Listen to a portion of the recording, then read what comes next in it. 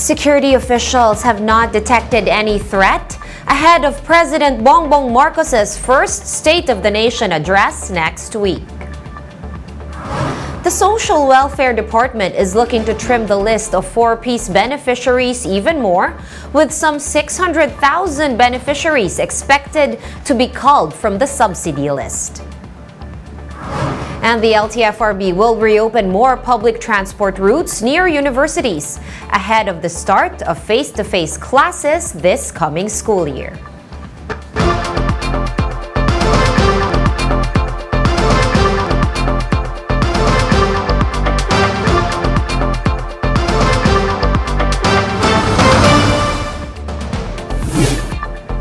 Fast, focused, and fearless. Here's a roundup of stories we're watching now. I'm Sean Yao. The Presidential Security Group has detected no security threat ahead of President Bongbong Marcos's first State of the Nation address on Monday.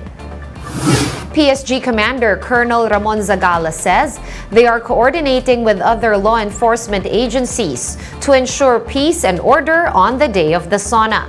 Meanwhile, Zagala cannot say if Marcos will be arriving at the Batasang Pambansa via helicopter or if he will be coming from Malacanang. So these preparations are being planned since last week, and that we at PSG we are prepared in coordination with the Philippine National Police so that everything will run smooth. From the time he arrives, he delivers the SONA, until he returns to Malacanang Palace.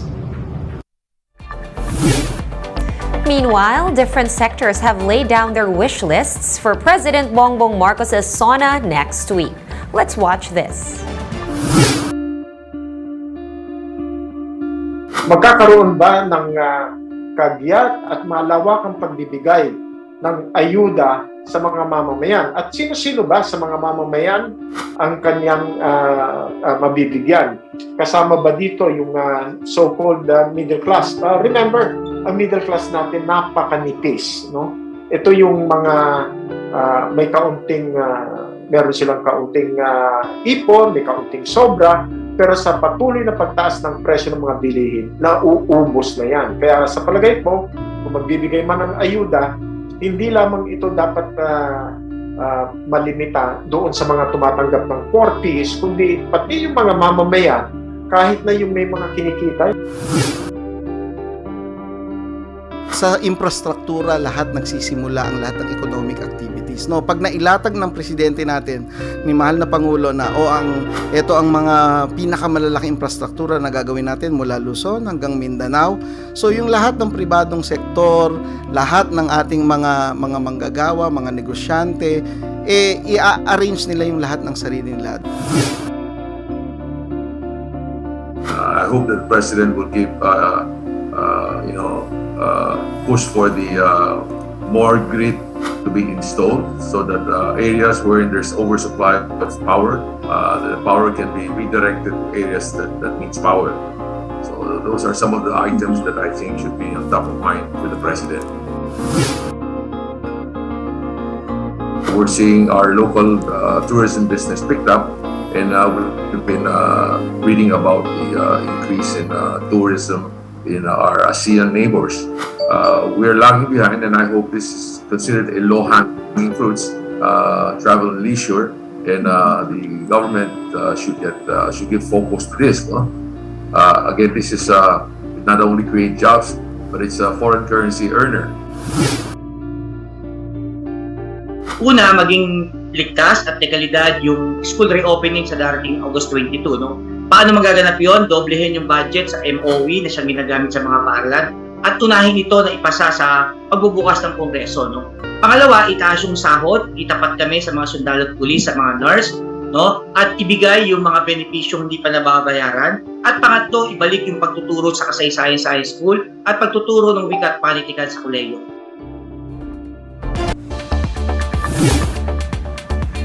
And the Education Department is coming up with a plan that includes a blended learning setup for specific schools in some areas.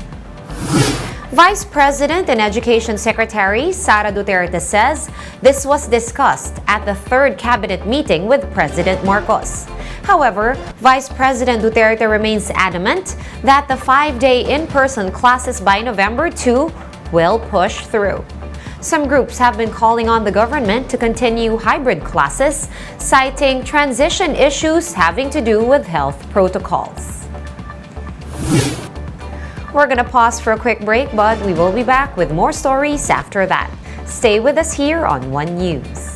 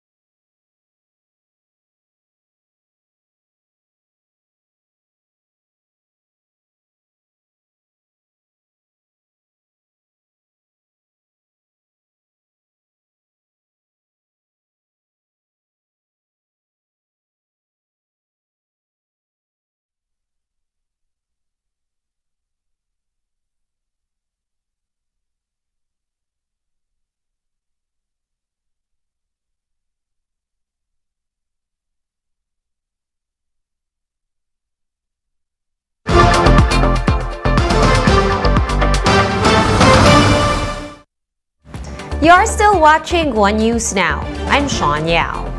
The NDRRMC will be taking on the functions of the National Task Force against COVID-19. The task force, which was created under the Duterte administration, has been discontinued in a bid to streamline the current government's pandemic and disaster response. The NTF says COVID-related concerns and questions should now be directed either to the NDRRMC or straight to the DOH. International law expert Harry Roque says that President Bongbong Marcos needs to clarify the country's position with the dispute on Sabah. This comes on the heels of a foreign court favoring the descendants of a late Sultan of Sulu in a $15 billion land deal case. Roque told Frontline tonight that the Philippine government could raise the matter to the International Court of Justice if Malaysia refuses to cooperate.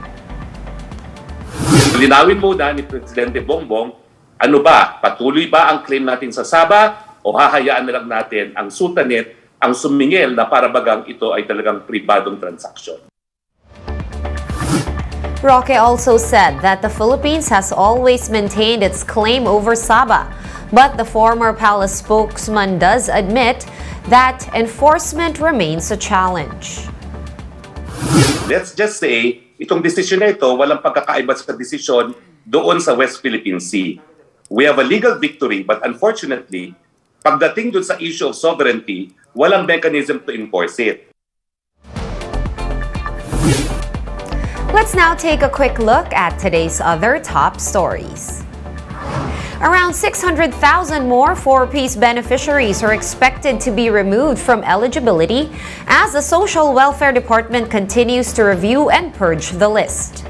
This is on top of the 1.3 million beneficiaries already delisted, as they do not qualify as part of the poorest families in the country. LTFRB Chairperson Cheloy Garafil said 35 public transport routes near universities will be reopened before school starts. The agency says all routes that were suspended during the pandemic can be operational by 2023.